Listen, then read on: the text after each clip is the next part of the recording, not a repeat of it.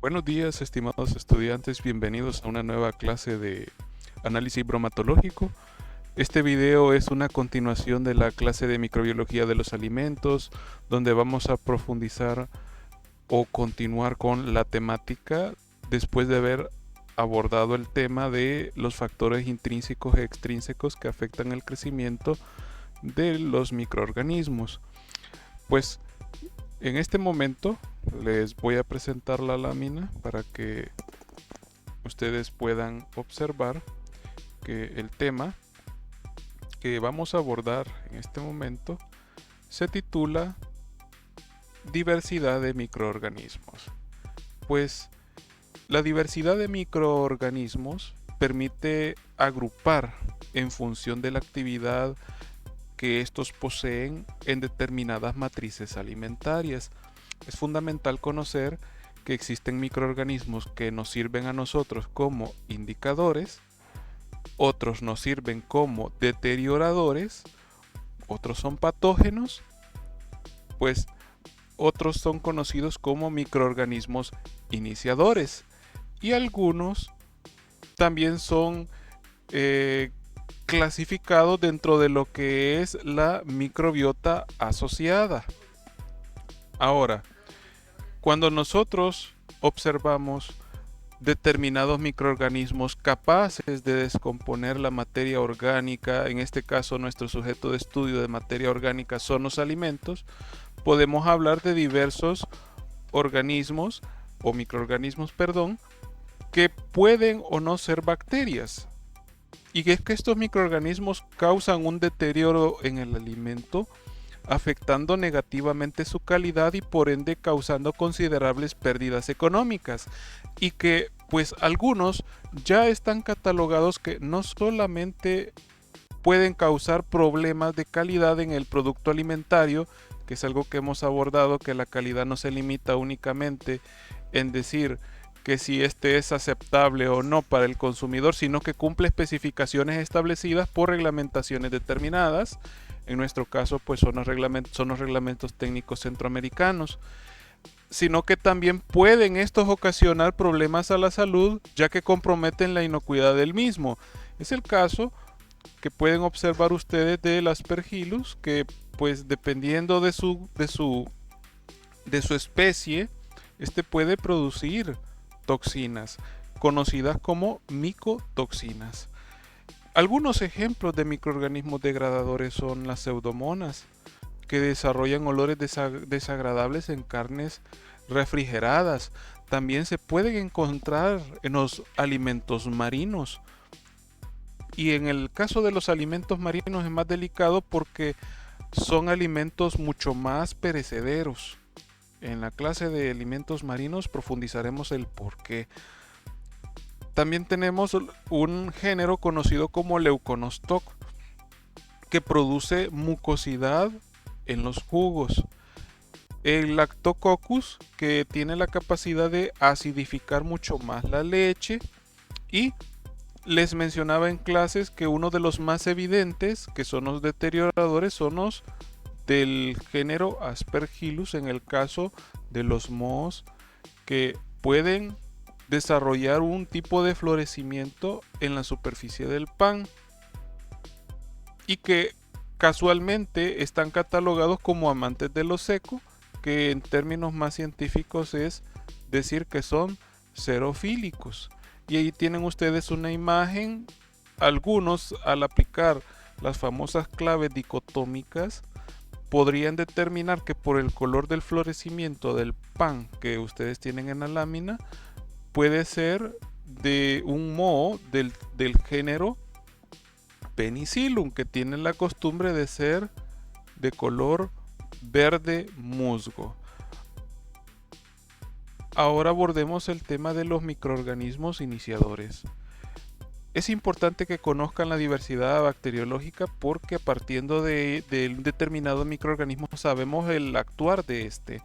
Cuando hablamos de microorganismos iniciadores, estos son aquellos que son utilizados en la producción de alimentos fermentados para producir un aroma y una textura característica en el alimento. Podemos hablar de Lactococcus lacticus, del Lactobacillus bulgaricus en la producción del yogur. El Propionobacterium shermani se utiliza en la producción del queso tipo suizo. Son algunos de los ejemplos de microorganismos iniciadores, que algunos pueden catalogarlos que son probióticos en sí. Pero ese es harina de otro costal, eso lo vamos a profundizar en otro tema dentro de la microbiología. Ahora, aquí les presento, en una lámina, una relación entre lo que es el Lactobacillus bulgaricus que se utiliza en el yogur y las formas como estos se encuentran, ya que podemos encontrarlos en forma de bacillus ramificados en caso del Streptococcus thermophilus, que lo podemos encontrar en racimo de cocos como lo muestra la imagen. Ahora, también existen los microorganismos indicadores, que son microorganismos que por sus productos metabólicos, y que cuya presencia a ciertos niveles se usa para evaluar la calidad y la inocuidad. Se puede utilizar para evaluar la vida del alimento y el cumplimiento de normas sanitarias.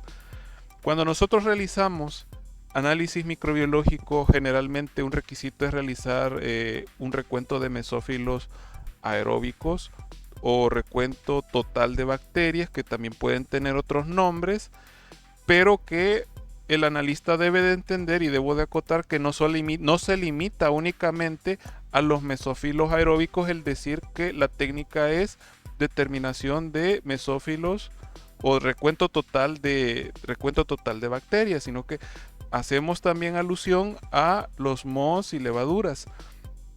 Pero en el caso de la lámina que se está presentando, cuando nosotros identificamos determinados microorganismos catalogados como microorganismos indicadores, si estos sobrepasan ciertos límites numéricos en el alimento, se consideran como indicación de que existe la posibilidad de que exista la presencia de microorganismos peligrosos o que proliferen en ciertas especies patógenas.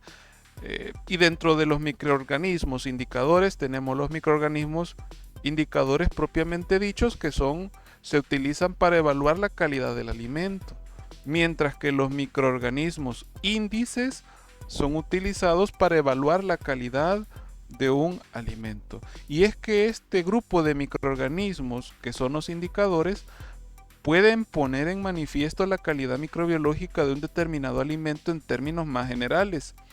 Por ejemplo, la presencia de bacterias de los grupos coliformes en la leche pasteurizada.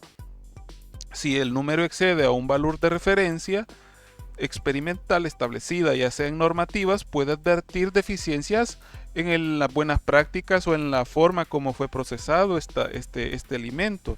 Puede ser que el producto tenga un tratamiento térmico insuficiente, que pues tenga una contaminación posterior al tratamiento y no se cumplieron buenas prácticas de manufactura, un almacenamiento del producto final a una temperatura demasiado elevada, que son elementos que en el estudio de determinados procesos en determinadas matrices podemos nosotros delimitarlo dentro del plan HACCP o dentro de lo que son las buenas prácticas de manufactura.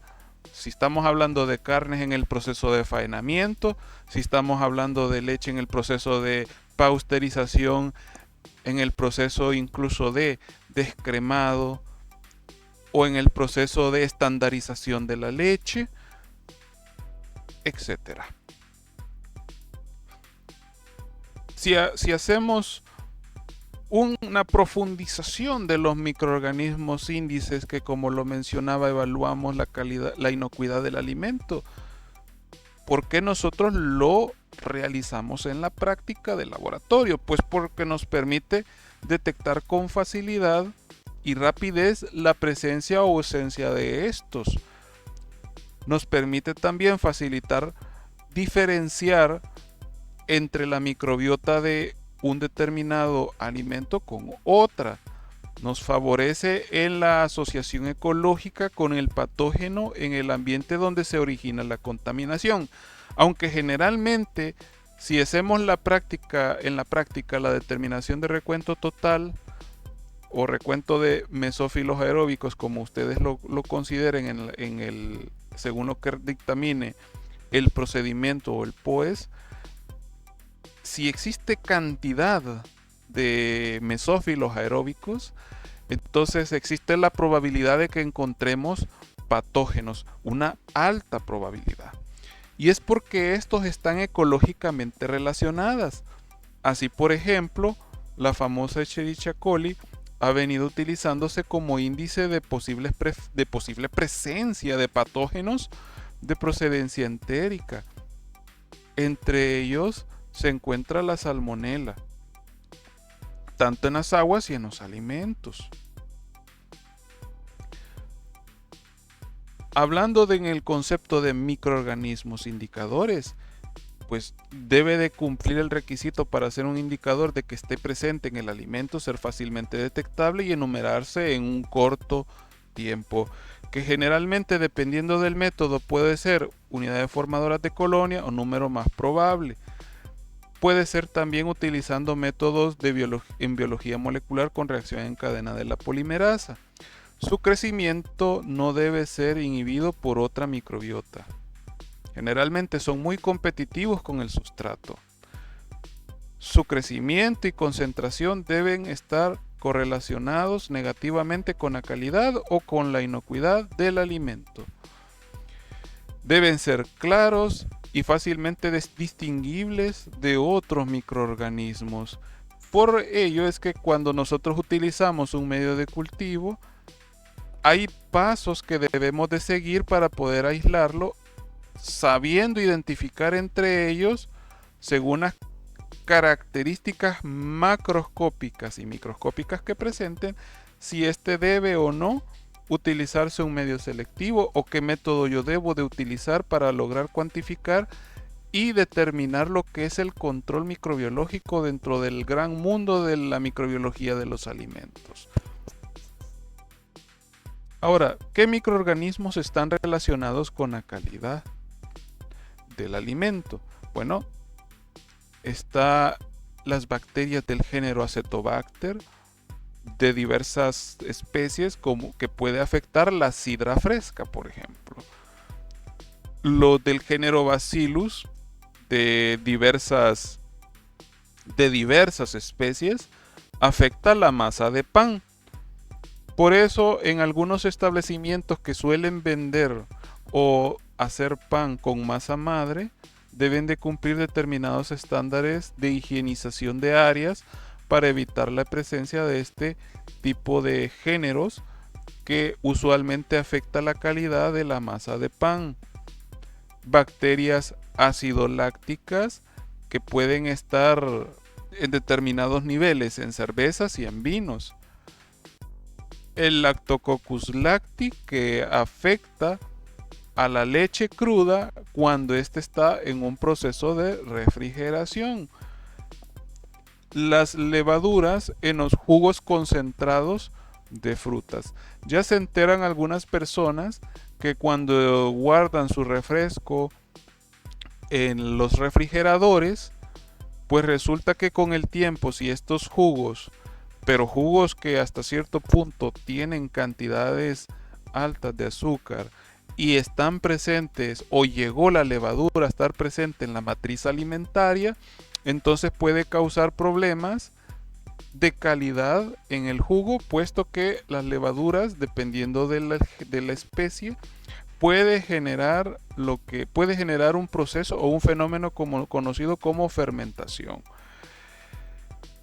Ahora, ¿cuáles son los metabolitos relacionados con la calidad de los alimentos? O sea, ¿cuáles son los metabolitos? En el caso de los jugos concentrados congelados podemos encontrar el diacetilo.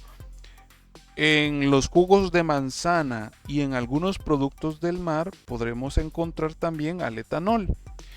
En los pescados enlatados podemos también encontrarnos con las histaminas y en los vegetales enlatados el ácido láctico. Estos son metabolitos que podemos encontrar como producto de la presencia de algunos microorganismos que pueden afectar la calidad del alimento en estudio. Ahora, ¿cuáles son las técnicas comúnmente usadas? Para los microorganismos indicadores les hablaba del recuento total en placa, que determina la concentración total de mesófilos aeróbicos o bacterias aeróbicas. Generalmente no tiene una relación con la inocuidad de los alimentos, pero es sugerente de las condiciones higiénicas con que se ha trabajado en una determinada fábrica o en una determinada cocina, puede ser, o en un determinado establecimiento donde se manipula alimentos. Los coliformes totales, que es como les mencionaba, refleja buenas prácticas de manipulación higiénica en los alimentos. Los coliformes fecales, que reflejan buenas prácticas de manufactura y de higiene, y sugiere también que exista contaminación fecal. Las enterobacterias, que al igual que los coliformes fecales pueden sugerir contaminación fecal. ¿Y por qué tanto a lo fecal nos estamos refiriendo? Nos estamos refiriendo tanto a lo fecal porque nuestro país, más que todo El Salvador o los hispanoamericanos, tenemos malas prácticas de manufactura, y en algunos lugares, que incluso puedo referirme a la agroindustria, cuando están produciendo vegetales, utilizan aguas que están contaminadas por heces fecales. Al mismo tiempo, se utiliza agua que está contaminada con bacterias que pueden sugerir que están contaminadas por heces fecales. Es el caso de la Escherichia coli, que su presencia indica contaminación con materia fecal en los alimentos. Y ya que estamos hablando de los coliformes, hablemos de los totales. Ya hablamos de los fecales. Pues los coliformes totales son bacilos no esporulados, gram negativos, oxidasa negativa, que producen gas a partir de la lactosa a 35 grados Celsius al incubarse por 24 y 48 horas. Aquí estamos haciendo referencia a técnicas microbiológicas, específicamente a lo que es el proceso de incubación. No todos los coliformes totales son de origen fecal y no sobreviven a la pasteurización. Su ausencia a bajas concentraciones indica la adherencia de buenas prácticas de manufactura en alimentos procesados, cocidos o pasteurizados.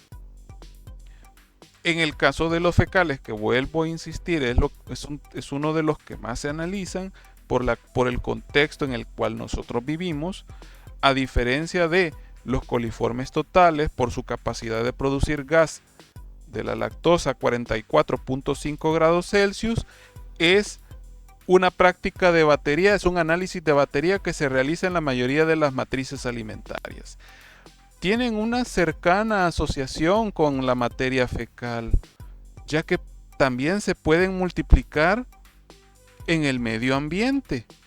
Por lo tanto, su asociación con materia fecal no es absoluta y se pueden recuperar de superficies mal desinfectadas o higienizadas. En el caso de los manipuladores de alimentos, pues eso es determinante realizar estas prácticas, porque las malas prácticas de los manipuladores en algunos lugares es evidente, que no se lavan las manos después de entrar al baño, que ellos manipulan sin utilizar redecilla.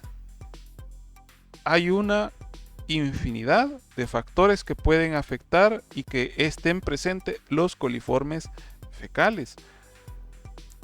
Por eso es que es determinante su análisis, puesto que en el medio ambiente ya está evidenciado la presencia de estas bacterias por contaminación con heces fecales. Y es que generalmente son las enterobacterias, que es el grupo más amplio de los coliformes fermentadores de glucosa.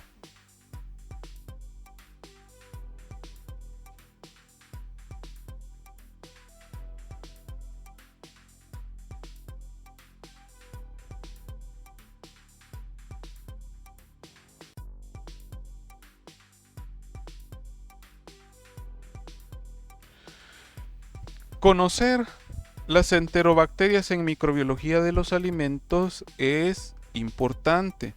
Existen varias razones, ya que su presencia y características pueden tener un impacto significativo en la calidad, en la seguridad y en la regulación de los productos alimenticios.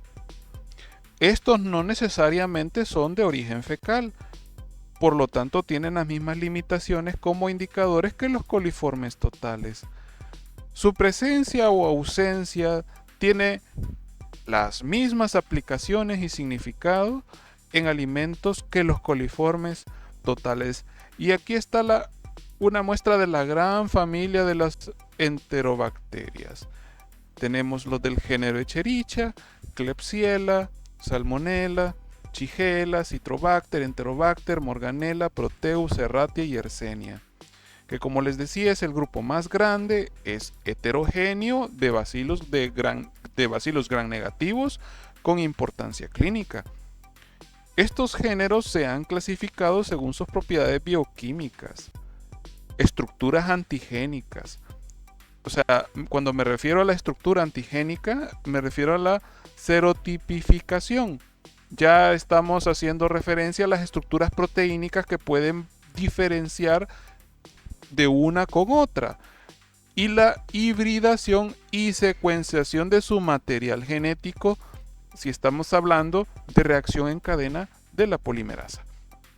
A pesar de su complejidad, más que todo porque es una familia de menos de 20 especies, estos son responsables del 95% de las infecciones. Dentro de los patógenos más famosos vinculados a una matriz alimentaria, hablamos del Clostridium botulinum, que lo podemos encontrar en pescado, frutas, vegetales y en los famosos enlatados. Entonces la especie a algunos estudiantes les puede hacer ruido. Bueno, es el causante del botulismo. Tenemos al Staphylococcus aureus, que por excelencia el ser humano es el vector principal, puesto que está habitando en las mucosas. También lo podemos encontrar en enlatados, en alimentos horneados y por manipulación.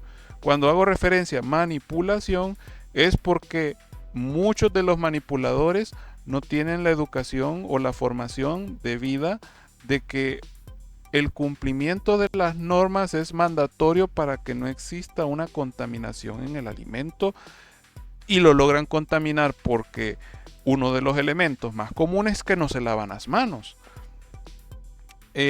Tenemos el caso de la salmonela, que lo podemos encontrar en carnes, huevos, productos lácteos, enlatados y en bebidas. Y también lo encontramos, porque el vector principal son las aves, en el pollo.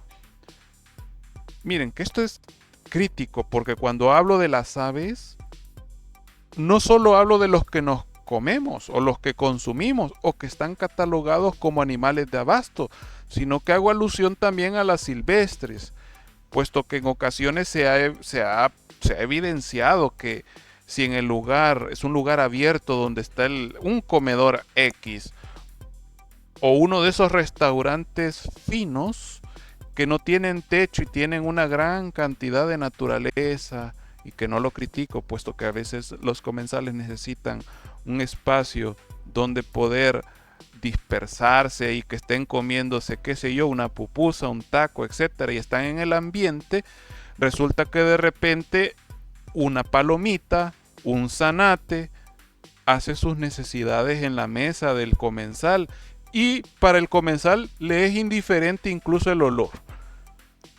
De ahí que la contaminación no viene directamente del alimento, sino que es secundario porque el ambiente donde se encuentra está contaminado de heces de aves. Y la universidad no es la excepción.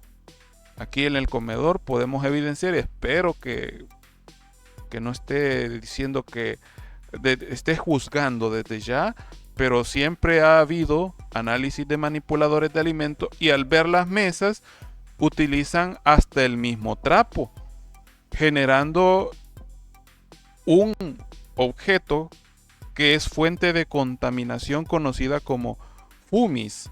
Los fumis se le designa a los trapos que se están reusando para estar limpiando las mesas y no se lavan, y estamos incluso ocasionando una contaminación cruzada, ¿verdad? Entonces, pero eso ya es hablar un poco más sobre las buenas prácticas. Ahora abordamos el tema del caso del Clostridium perfringens, que suele estar en comida mexicana. De la Listeria monocytogenes, que es el enemigo público de las embarazadas, porque puede causar abortos espontáneos. Y esto los podemos encontrar en pescados mal ahumados, en alimentos listos para comer, el famoso, no voy a decir marcas porque no es correcto. En salchichas también lo podemos encontrar, en jamones y en el quesillo. También están bacterias del género Bacillus, específicamente Bacillus cereus, que está en el arroz frito, en pastas de cocina china.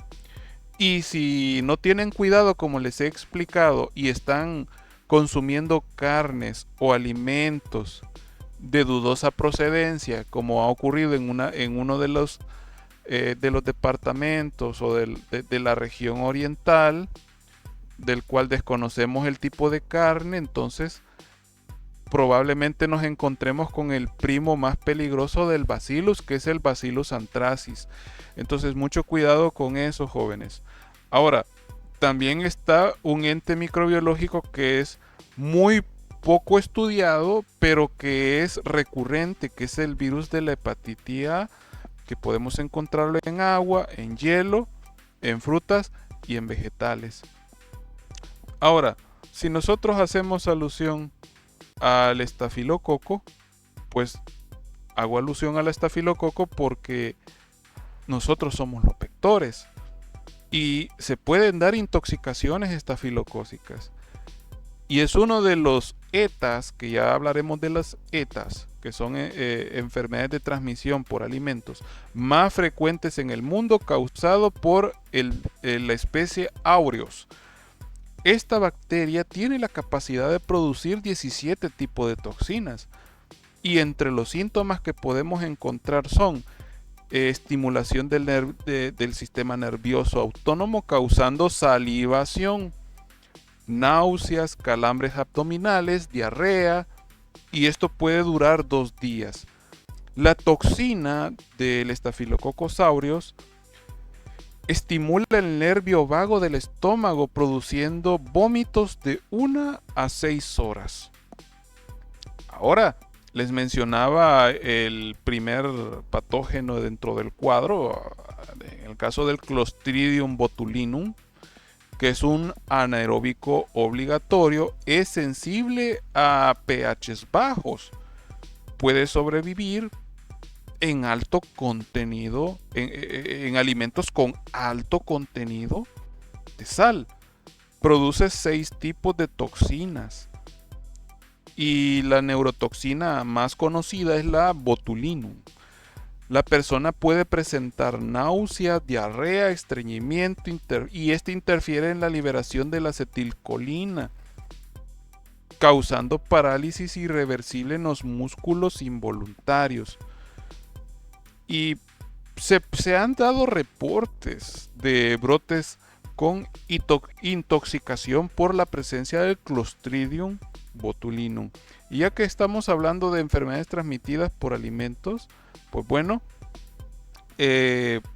Estos son síndromes originados por la ingesta de alimentos o agua que contengan agentes etiológicos en cantidades que afecten la salud del consumidor a nivel individual, grupo o población. Es determinante hablar de los ETAs, de las enfermedades transmitidas por alimentos, puesto que en el país todavía se está perfeccionando el reporte de esto, ya que no nos enteramos cuando realmente a lo mejor existe un brote. Entonces, dentro de los ETAs hablamos de infecciones alimentarias e intoxicaciones. Entonces, las infecciones alimentarias son producidas por la ingestión de alimentos y o agua contaminada con agentes infecciosos. En el caso de intoxicaciones alimentarias, pues estos son ETAs producidas por la ingestión de alimentos portadores de toxina. Las infecciones alimentarias y las intoxicaciones alimentarias son dos tipos de enfermedades relacionadas con el consumo de alimentos contaminados, pero difieren en sus causas y en sus mecanismos subyacentes. Por decirlo así, una infección alimentaria es causada por las infecciones alimentarias que se dan por la ingesta de alimentos o bebidas que contienen microorganismos patógenos como bacterias, virus, parásitos y hasta hongos. Estos microorganismos pueden multiplicarse en el cuerpo y causar enfermedades. Su mecanismo puede ser desde consumir alimentos contaminados hasta encontrar microorganismos que son patógenos que ingresan al tracto gastrointestinal y pueden adherirse en las paredes del intestino, proliferando y causando daño tisular. El proceso de infección lleva tiempo, ya que estos necesitan reproducirse lo suficiente para causar un nivel que cause un síntoma.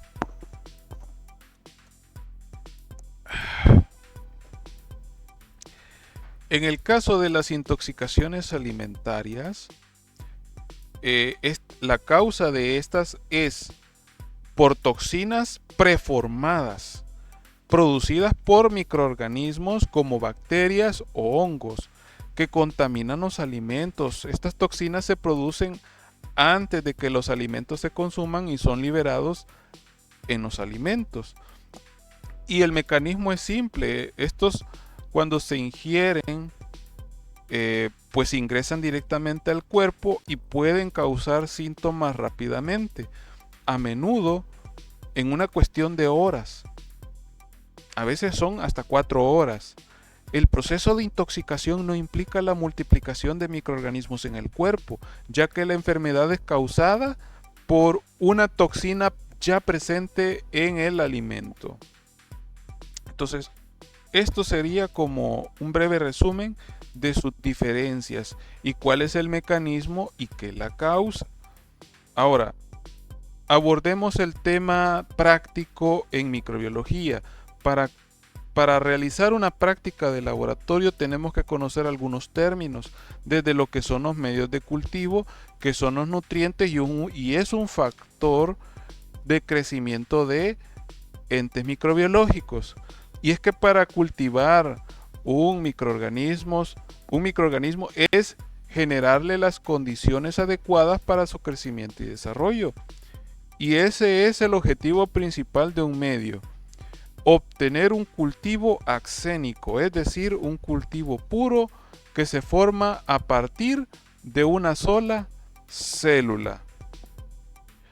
Un medio de cultivo es una solución gelatinosa que contiene los nutrientes necesarios para el crecimiento de los microorganismos. Estos se pueden clasificar por su consistencia, por su composición o por su función. Si hablamos de una clasificación por su consistencia, estos pueden ser líquidos. También son conocidos como caldo de cultivo, no contienen agar y se preparan en Erlenmeyers pequeños. También hay unos tubos que son más específicos para hacer este tipo de medios. Están los semisólidos que contienen 0.5% de agar y se preparan en Erlenmeyers pequeños. Están los sólidos, que son los conocidos, los más conocidos, que contienen 1.5 a 2% de agar y se preparan en cajas de Petri o en tubos de ensayo. Que por cierto hay que darle gracias a Roberto Koch, porque fue de los primeros que propuso la utilización de la caja de Petri para poder cultivar microorganismos. También por su composición, que pues se define como, que se conoce como que es el medio de cultivo. Si nosotros hablamos que por composición definida, es que conocemos exactamente qué tiene ese medio de cultivo, ya que se conocen los entes microbiológicos que se van a utilizar y se van a cultivar. Están los medios de cultivo por su composición complejos, que no se conoce su composición. Pueden tener sangre, leche, extracto de levadura o carne, y se utiliza cuando no se conocen los microorganismos o no se conocen sus requerimientos nutricionales. Se encuentran los medios de cultivo de composición mínima, que es un medio definido que proporciona solo los nutrientes necesarios. Abordamos entonces aquellos medios de cultivo por su función.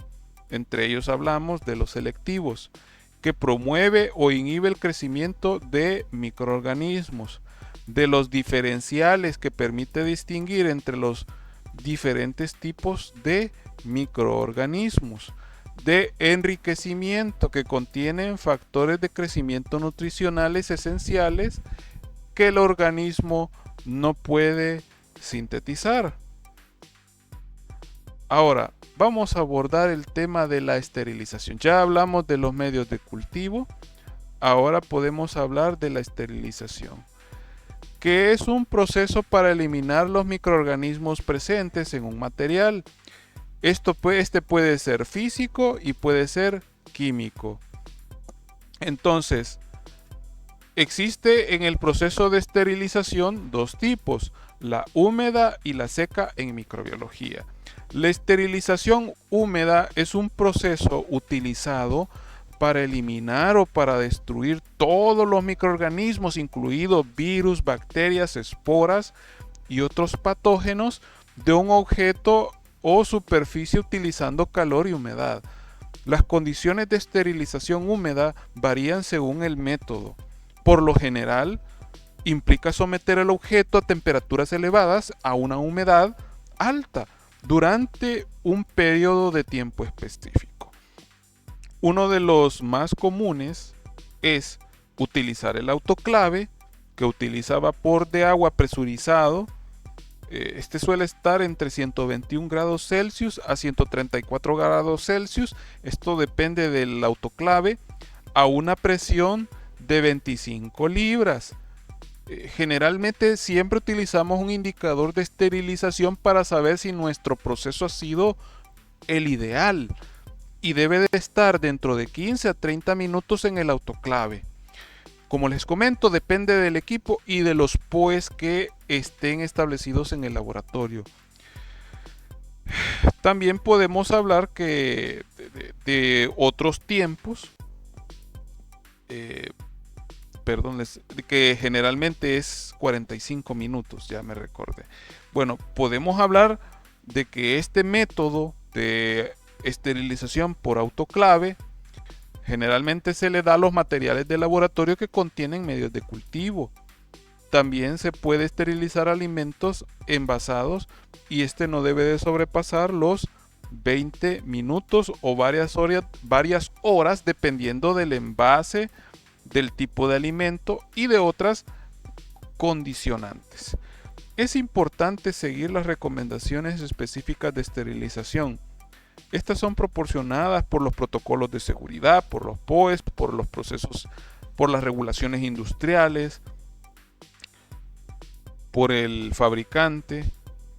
Y la elección del tiempo de esterilización debe seguir consideraciones de seguridad y eficacia, asegurándose que los microorganismos resistentes, como los que generan esporas, sean destruidos por completo. Un proceso que implica la eliminación de microorganismos y otros contaminantes de objetos o superficies es la utilización del calor en ausencia de agua o vapor. Estamos hablando de la esterilización seca, que puede ser efectivo en algunos tipos de objetos y materiales. Generalmente se consideran menos efectivos en la eliminación de las endotoxinas, que generalmente son conocidas como pirógenos. Usualmente nosotros esterilizamos a 175 grados Celsius, aunque puede oscilar entre 160 y 180 grados Celsius.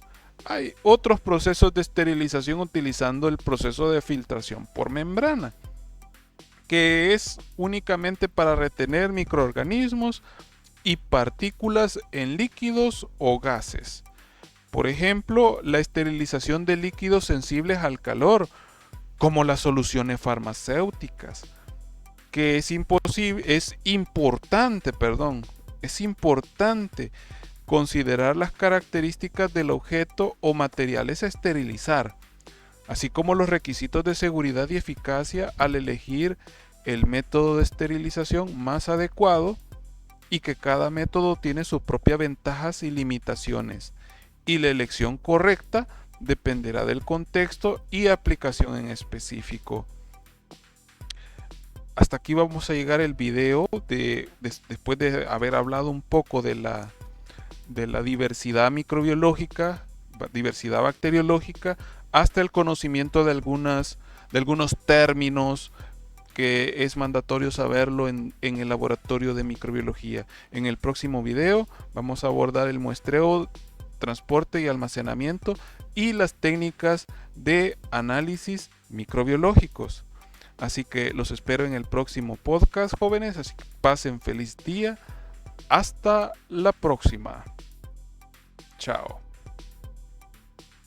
Isn't life so amazing? Sometimes it can get crazy, but hey, that's okay. We've got another day to make mistakes and say sorry. There's no sense in our worry, 'cause all we can do is try our best to make it through with love.